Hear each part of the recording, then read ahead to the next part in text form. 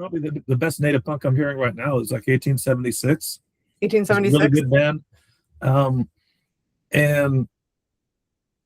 And it's unfortunate the Red Men are no longer around because they were quite good and legendary live performers. But they just kind of broke up under the pressure. Briefly getting attention because of all things, one of their songs, or two of their songs, wound up on what was that, on Dawson's Creek? Dead Pioneers has really, really great lyrical content. Metal, I think a lot of the pre-Hispanic metal I do recommend highly. I do recommend Aztlan. I do love Metnal and Chaska and Alcoholica El Cristo, who are from Bolivia. Oh, when you talk about Pacific Islander, I mean, Shepherd's Reign is quite a good band. Sometimes tours. I think like who was it? Alien Weaponry, the Maori metal band. They have actually, I think they were touring with Kerry King. Those are all people to recommend. Southeast Desert Metal, Mulgabor Hard Rock. Those are both Aboriginal. No, I would say Northern Haze is back. They were gone for on hiatus for like 30 years, and now they're back. I would recommend looking at them. Interesting that there's like an incredible calmness to their vocals, and so combining that with metal is really interesting. Tanya Tagak is an incredible vocalist. I mean, she's also from the far north, and so is just able to do amazing things with their voice. Hi, I'm Joe Beal, the founder and CEO of Microcosm Publishing. I'm also the author of A People's Guide to Publishing, which distills what I've learned from selling millions of books over the past 28 years. I'm Elly Blue, the Vice President of Microcosm. We started this podcast to share what we've learned with newer publishers, so you can learn from our mistakes.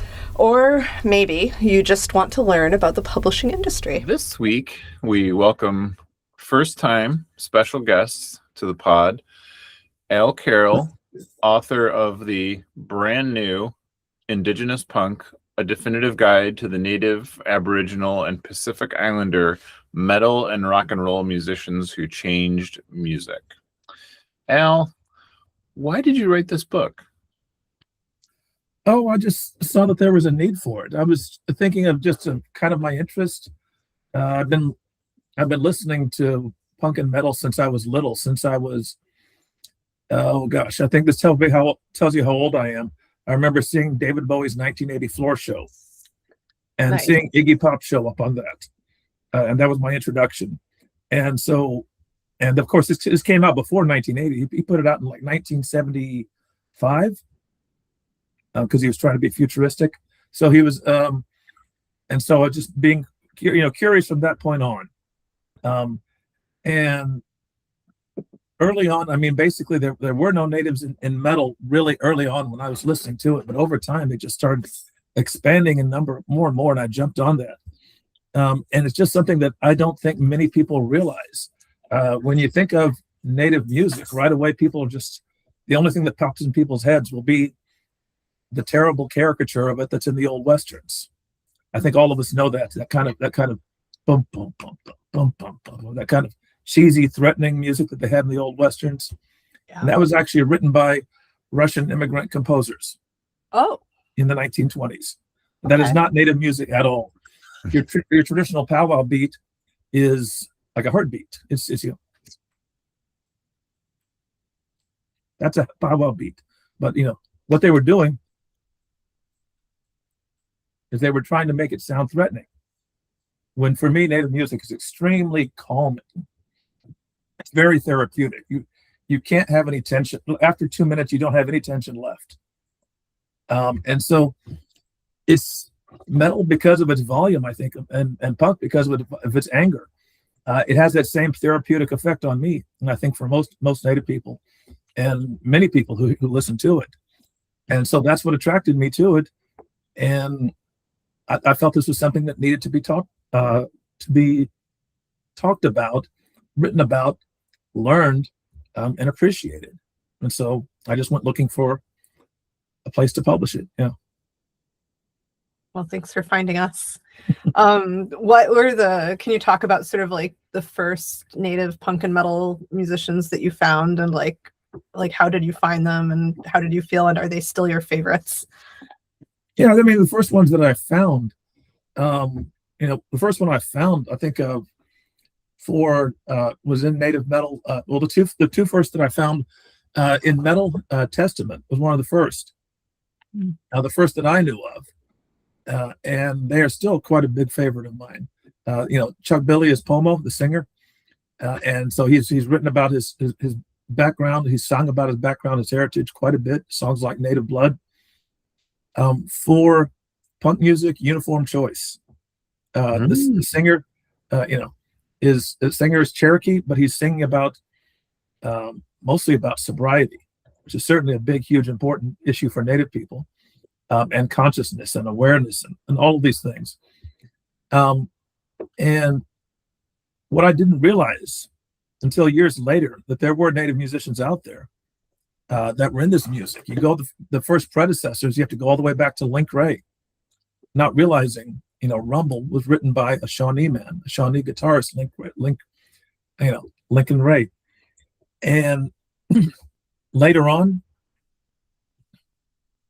you have performers like Winterhawk and Northern Haze, Winterhawk being Cheyenne primarily, and Northern Haze being Inuit. But they weren't that well known. It really wasn't until I started looking into it, researching it. Believe me, if they'd been around, I would have jumped on them as a kid.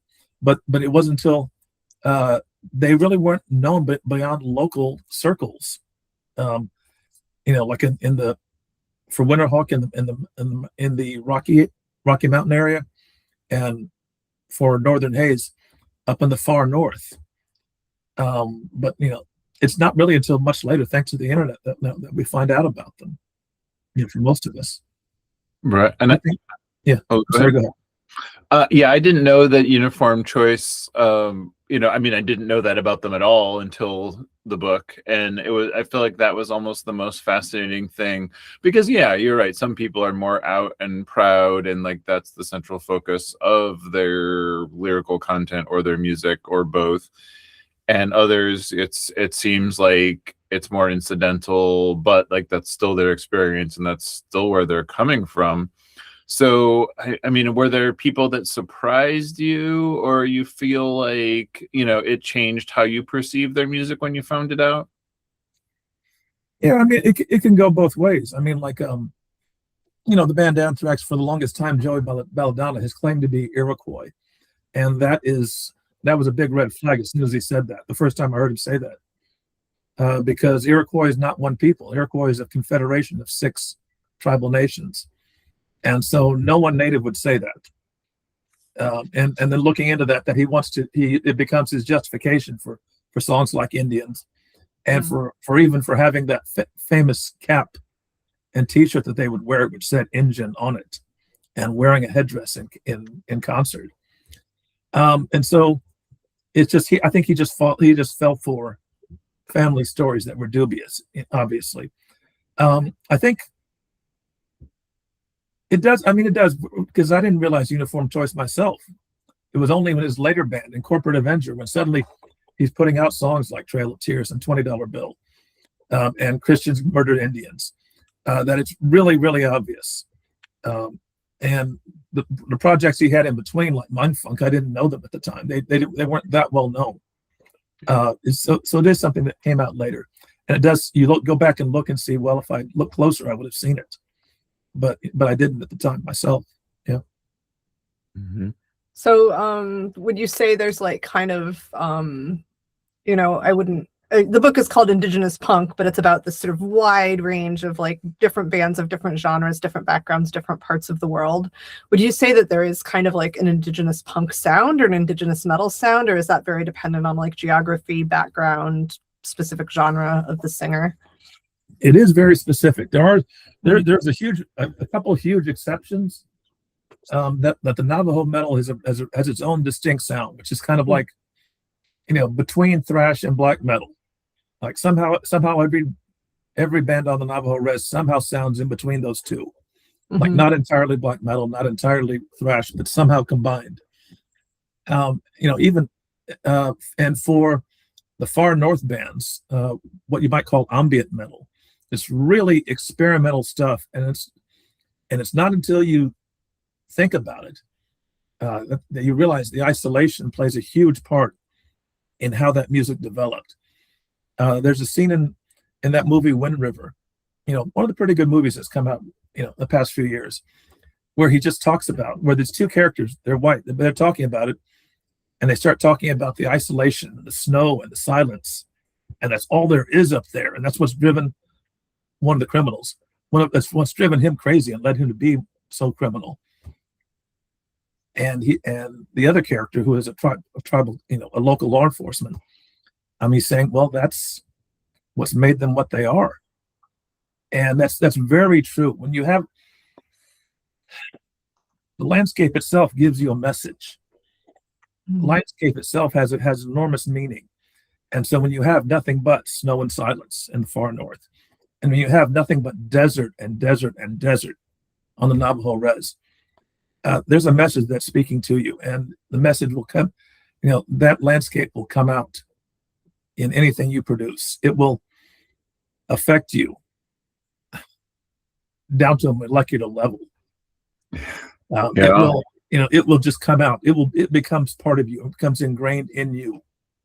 And that's something I had to realize differently. I grew up in Texas, which is, small town Texas, where the country does give you a message, but it's not nearly as isolated as a desert or the far north. And so it just,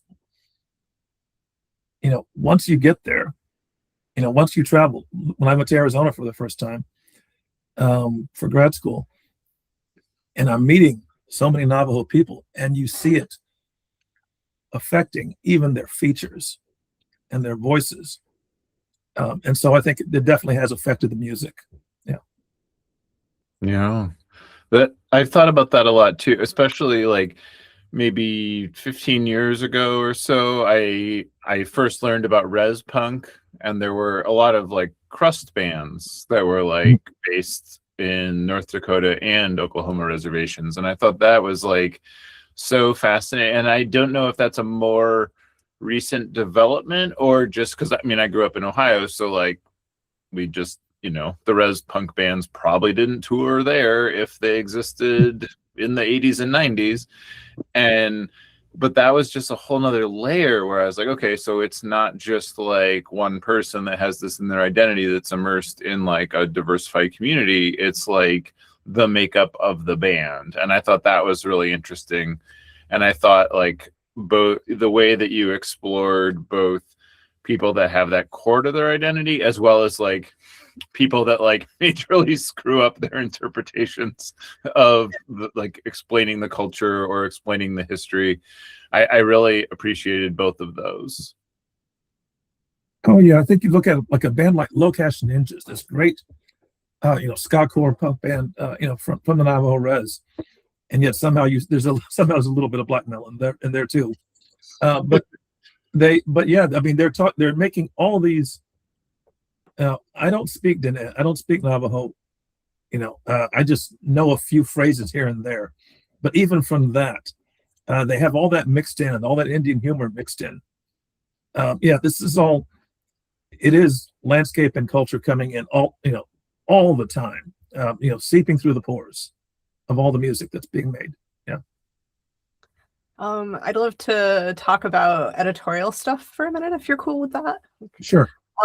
So we got a book a few years ago. I think it's called the Indigenous Style Guide. It's just a little book. Oh yeah. And that was super helpful to us because I don't think we have anyone with Indigenous heritage on our editorial staff. And, there's a lot of kind of, I guess, ideas going around among white people that are like, this is how we should handle these issues. And that book was really helpful to us for being like, no, like we shouldn't just do a land acknowledgement without putting money behind it. No, we should capitalize certain things and not capitalize other, and most of all, like respect what the author wants.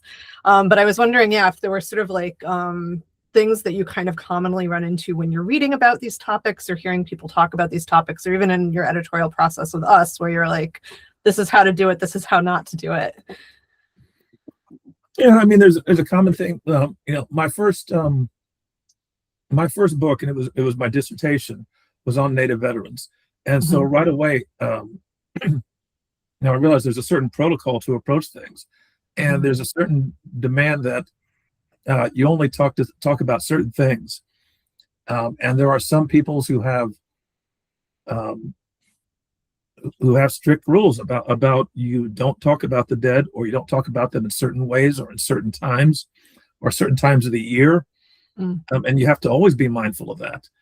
And it changes from people to people so dramatically. You have to really know your homework.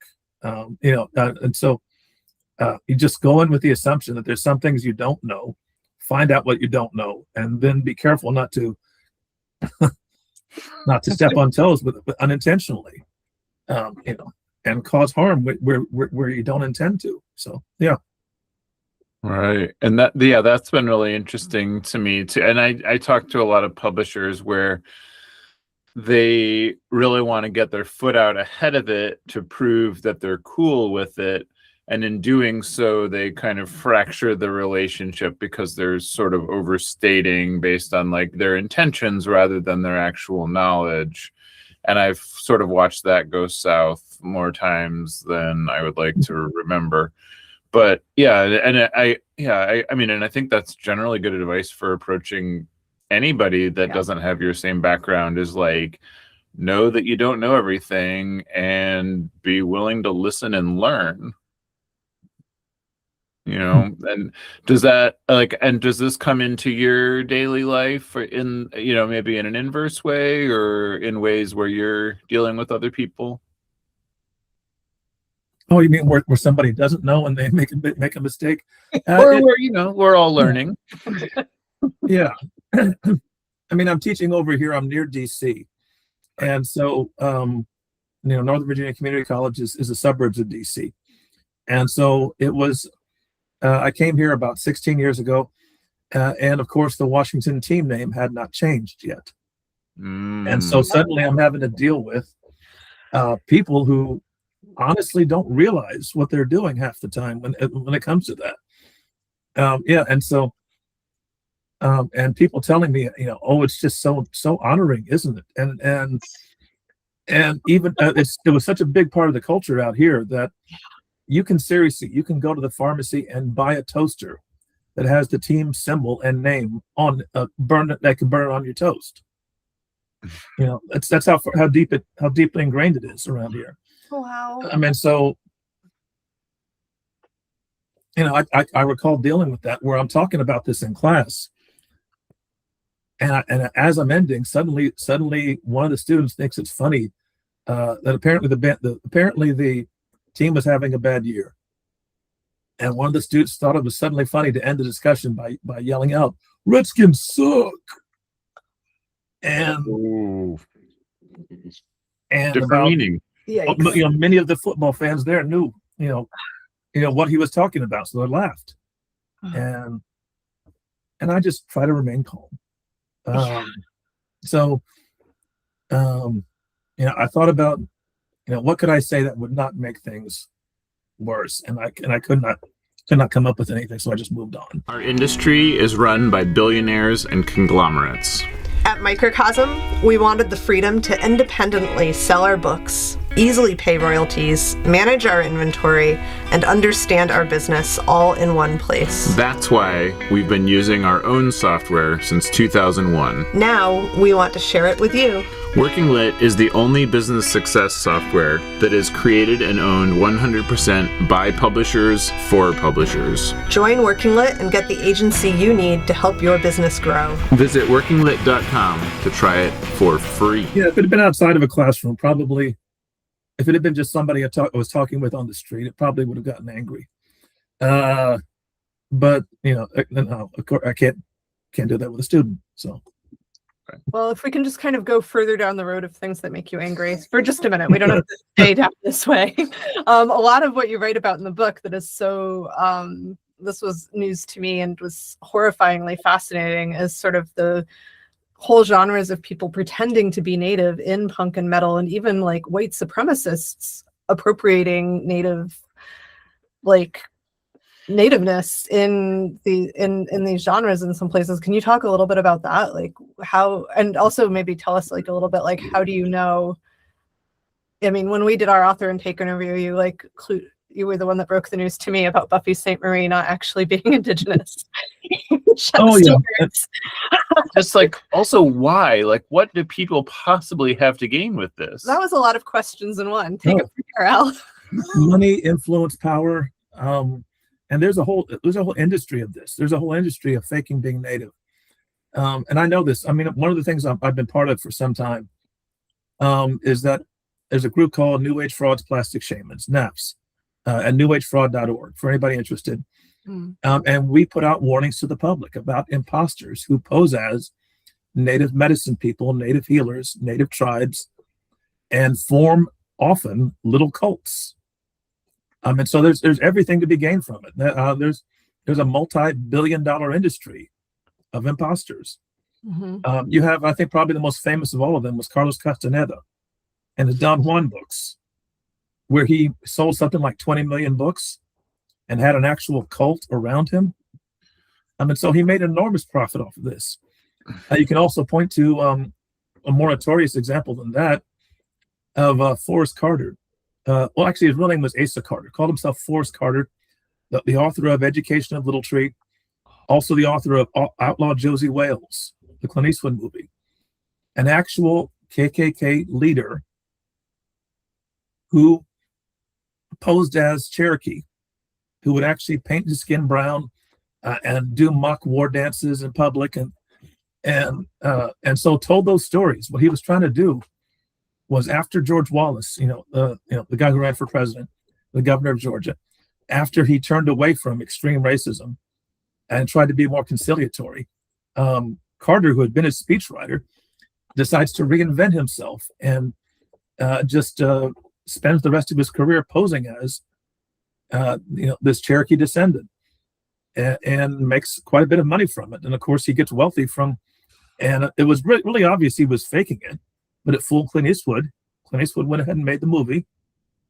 It fooled Disney, and Disney made a movie of Education of Little Tree. There's an enormous amount of profit to be made from this. Yeah. And we've also, in NAPS, we found a case of a guy named Leo Mattern, who called himself Buck Ghost Horse, and he formed an actual cult in Washington State. They're still around up there. And he also was a Klan leader. He also was a leader in another white supremacist terrorist group, and then reinvents himself and forms this cult, and kept the cult going for a good 30 years until he passed away. There's an enormous amount to be made from this. So, I mean, for getting it back to the music, like it's primarily, you see this in Latin America, where you have white Latin Americans, and there is such a thing. People, what was called in Spanish, called criollos, people of Creole ancestry, entirely white ancestry, entirely European, who have a long history in Latin American cultures of trying to align themselves and gain the favor of people who are native ancestry, and or simply have admiration for native culture and beliefs. And so, as part of that, you have a history of, in Chile, you had a group called the Tacuara, who were this Chilean fascist group, outright fascist, but their symbol was this Mapuche war club. The Mapuche being the largest native group in Chile, and that was their symbol. And you can find groups like the Kabilas, this horrifying elite group of assassins in the Guatemalan military, who named themselves after the last Mayan king and claimed to be following his footsteps. And what was their main target? They would slaughter native villages. So that it's basically kind of like, if you could imagine, a Nazi calling himself by a Jewish name and claiming that they are Israelites, and claiming that they're following in the footsteps of the 12 tribes. When they hunt down and wipe out Jewish ghettos, that's the kind of thing we're talking about. It sounds very bizarre, but really it shouldn't be too surprising that racists have no problem doing cultural appropriation. Yeah, It makes sense. Quick Yeah. follow-up to that, I guess, is like, how would, say, for instance, a publisher or just someone looking for new music to listen to, like, what are some red flags that that might be going on? Some of it sounds really obvious, but look for swastikas.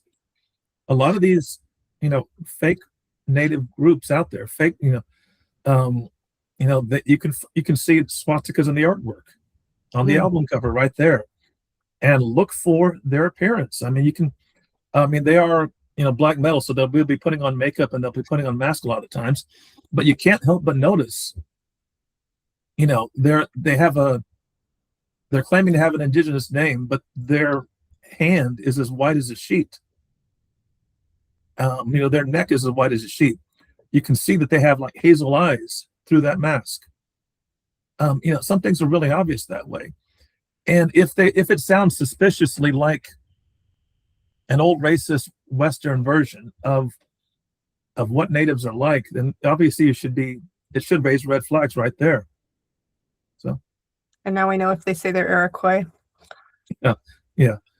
Well, I think that's not nearly as extreme as what we're talking about. Yeah. I think Belladonna, again, he probably had my guess is probably what happened at some point. One of his ancestors probably took some Iroquois land, and the story got twisted around that way. Where in that case, it was just someone, there's millions of white Americans who have these stories. Yeah. Belladonna is unusual in that it is in New York, where most of the time it's white Southerners who have probably a black ancestor that their family was trying to hide, and so they switched the story over to them being native.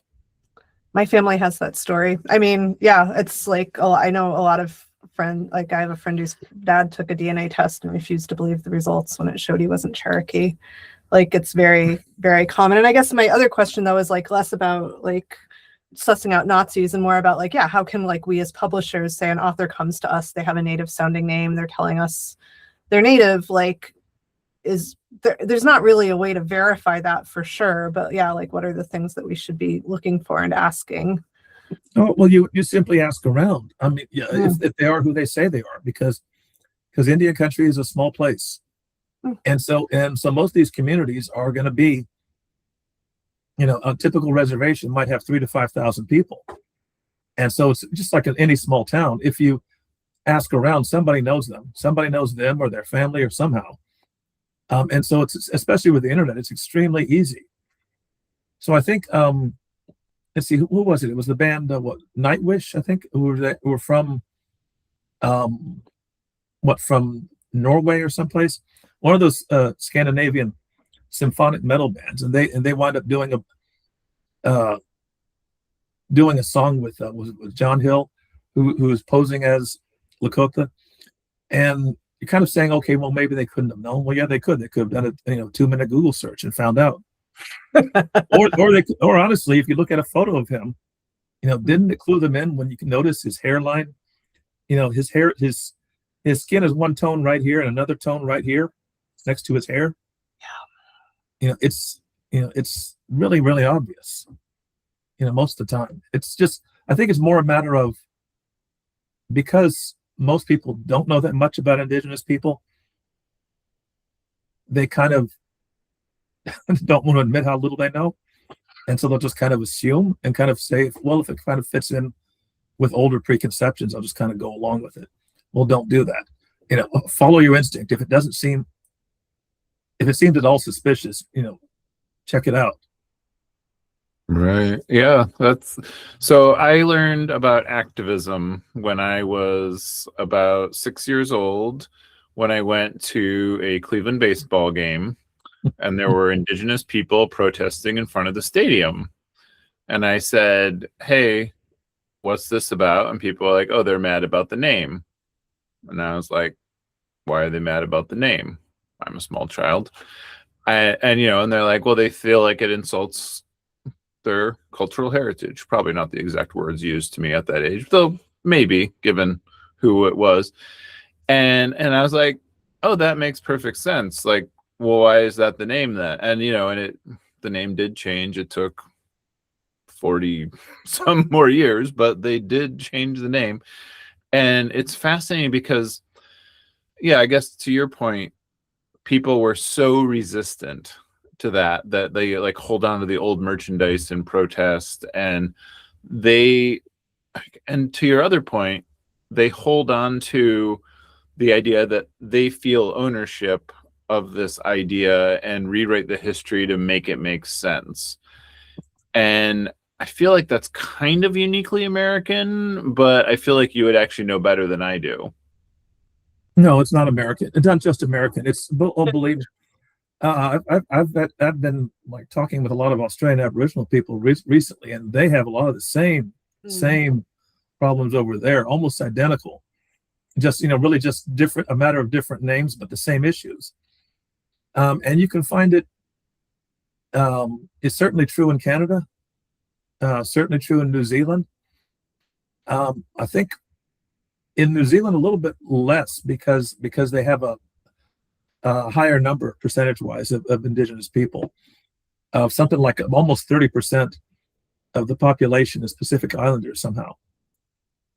But in Latin America, it's more like a matter of, because Indians being Indígena is constantly redefined and constantly trying to minimize the number of native people there are. But I would say, pretty much in many countries that the English and colonized, it's the same issue again and again. You can find it to an extent even in India and in the Philippines, with the places that were colonized by English or English descendant people. The Philippines, when the U.S. conquered it, and most people don't even know about that. But when the U.S. conquered it and held it for 50 years, they had a Bureau of Uncivilized Tribes set up by the U.S. government, modeled on the Bureau of Indian Affairs. So it's just these issues reproduce themselves all the time in similar circumstances. Mm-hmm. So your tagline for your book is adapt the dominant culture on your own terms, which I just love because I feel like that is like the whole ethos behind everything that we do and everything we want to publish. Can you talk a little bit about that and like how that framing came to you? Yeah, I think probably when I first started hearing pre-Hispanic metal, when it started coming out, there had been some of it as early as the 90s, but like really around 2000, you start seeing an explosion of it. And you're hearing, Aztec death whistles, and you're hearing, shakes and rattles and Pueblo drums and just, the traditional instruments mixed together. Where very often in the song, it starts off with the whistles and the drums and the rattles, and then goes into the guitars. And so you see that again and again, and in some place, and you're hearing the singing in Indigenous languages more and more. When the first time this is done, singing in an Indigenous language, you're talking about bands like Redbone and XIT, these early hard rock bands from like the late 60s, early 70s, and they are putting in a few phrases here and there. They're using the term like Naji, this is a term for Native people that was kind of like in the Red Power movement. But they're using it in word here and there.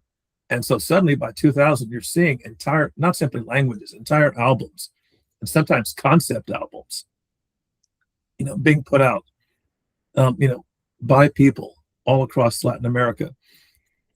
In some languages that sometimes, I think over in Canada, I remember there was a Tsimshian, a band that is Tsimshian that does not put any translations of its lyrics. And the Tsimshian people are less than 3,000. And so you're talking about, they're probably making this for an audience of a couple hundred. Yeah. And they don't care if anybody else listens to it.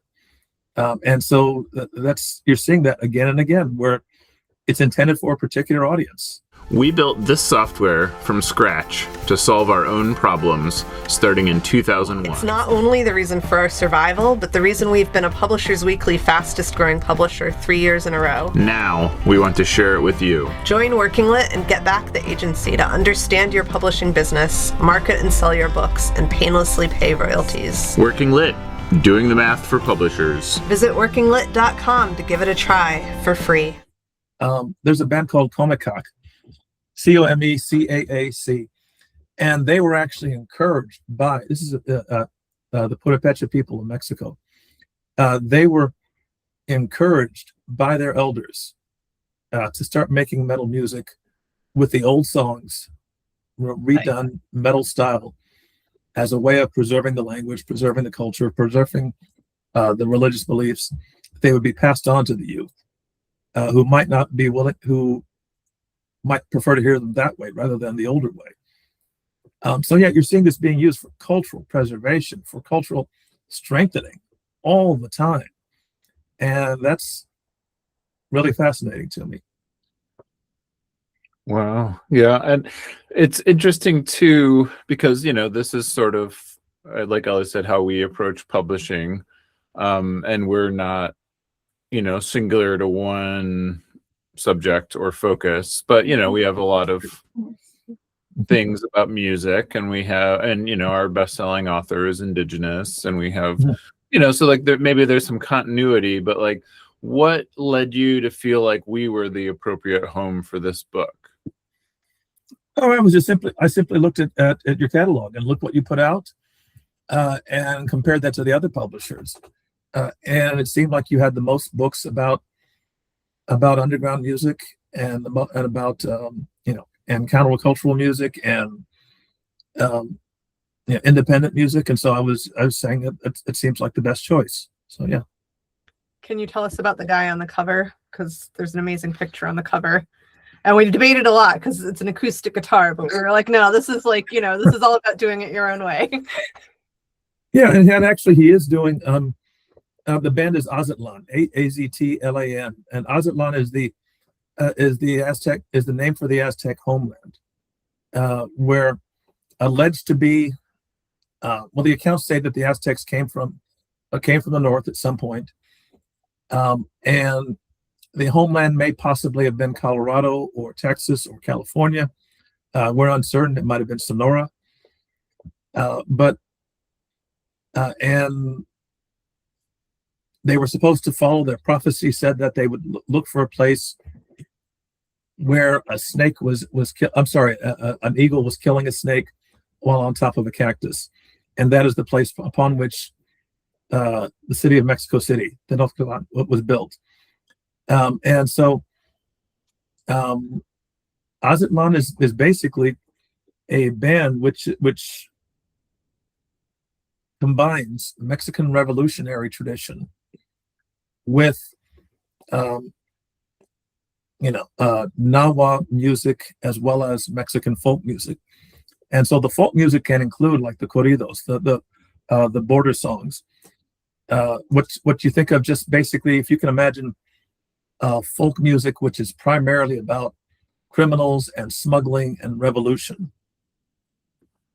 And so that's why he's playing an acoustic guitar, because that's something that the corrido singers would go from town to town. They would make their living, singing that, kind of like Woody Guthrie, a Mexican version of Woody Guthrie, kind of.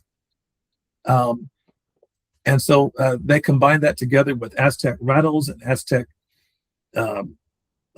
drums and guitars to produce the music they make, which is like these sometimes as long as 10-12 minute epics. You don't have that many short songs from them of about, usually, revolution is their number one topic. So I think what he is he is in a Day of the Dead mask.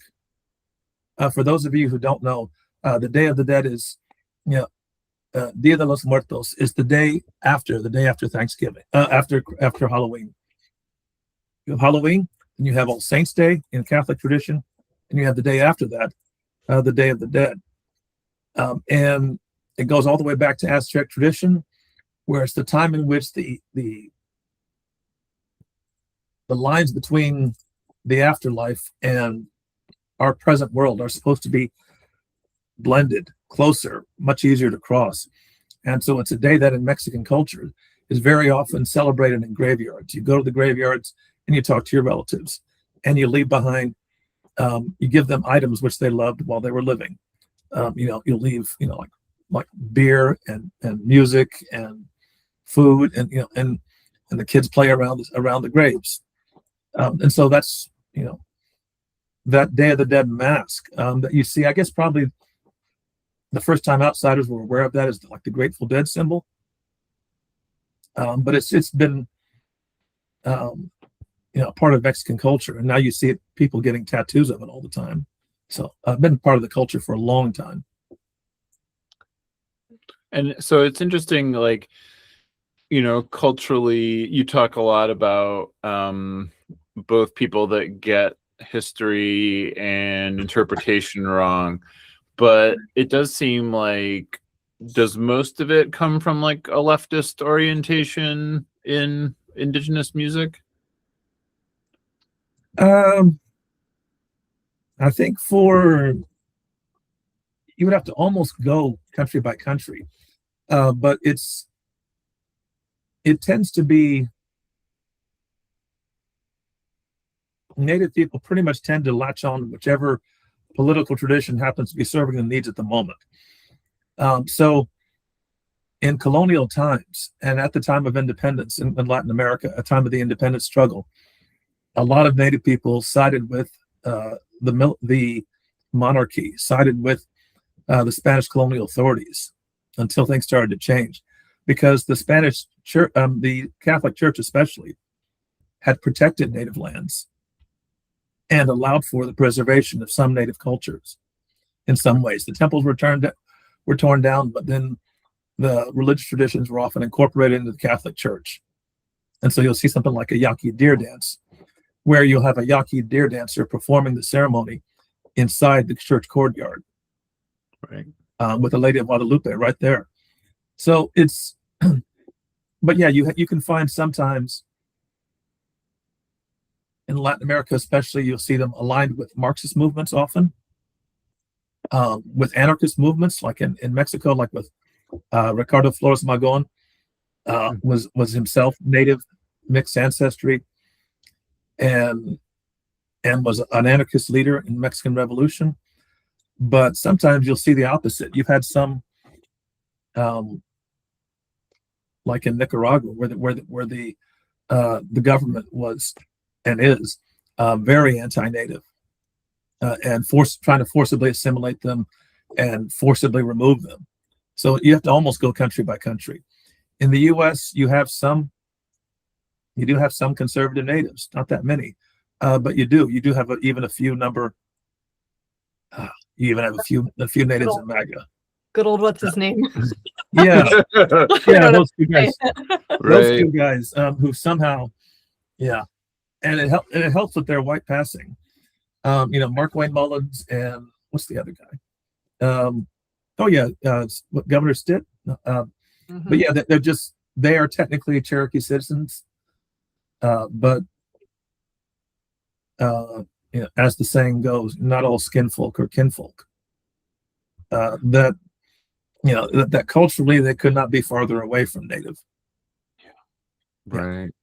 We have a book, Dreams of Freedom, that's like the story of Majan and how that like all played out. And that was really, really fascinating to me as learning about something that's like not American, but like, and it was different. And also like, it's really interesting and an epic story too. You're not US American. Right, yes, Latin American as opposed to like U.S. American, but it's interesting in the other way too, because it's like those aren't the top line stories or even like biographies, but yeah, I take your point too that it's people, and there's lots of betrayal in the U.S. history as well, and lots of siding with the enemy and trying to get in line with power and.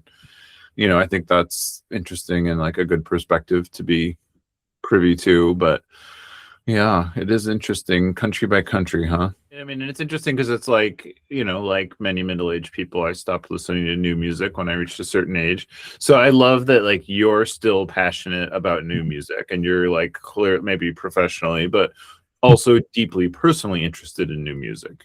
How do you and there's some of the new music on a personally, I don't care for metalcore, but but there's a lot of other stuff that I like. Partly because it sounds too polished to me, but but a lot of the other stuff, and honestly, black metal is a little harsh for me. But there's a lot of stuff out there. It's just really good luck and timing for me. And as I began to approach middle age, is right when pre-Hispanic metal came along, in a big way, and kept me from getting burnt out.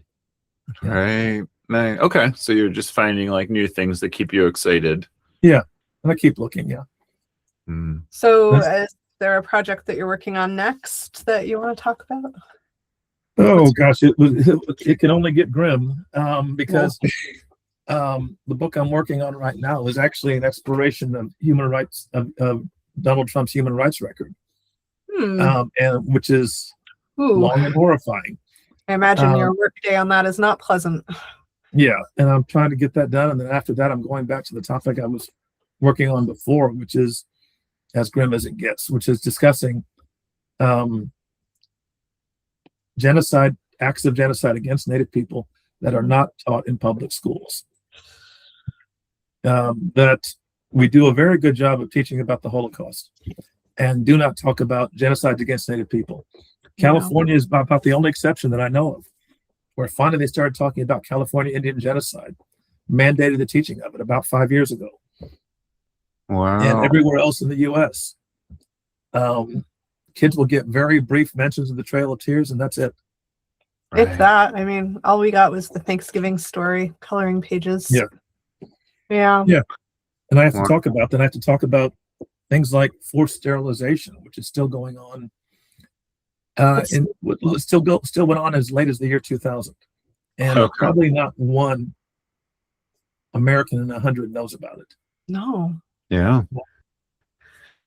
Wow. Well, that's wild. I hope working on the music book was somewhat of a respite. It has some bad news in it, but not all. It was the most fun of anything I've written, where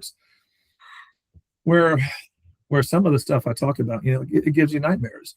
But this was just pure fun to write. Yeah. Cool. Well, it's a lot of fun to read as well. And if anyone wants to check it out, it's at microcosm.pub. Shipping in now. Shipping now by the time you're listening to this. So read the book and listen to the artists. Yeah, and like maybe you'll find other things yet. I feel like that's almost the most exciting part of something like this is it gives you new touchstones to trace. Discovery. Yeah. And I hope all the people reading it, please go out and support the bands. Go see them if you get the chance, and get their music. It's a lot of great music, amazing music being made. Well, thank you so much for the book and for joining us today. Yeah. Thanks for joining us once again. Please send your questions to podcast@microcosmpublishing.com so we can answer them on future episodes. And please give us 5 stars on iTunes and everywhere else that podcasts are reviewed. You can find us on the internet at microcosm.pub. On Twitter at Microcosm. On Facebook at Microcosm Publishing. On Instagram at Microcosm_pub. And here in Portland, Oregon on North Williams Avenue. Thank you so much. Have a wonderful week.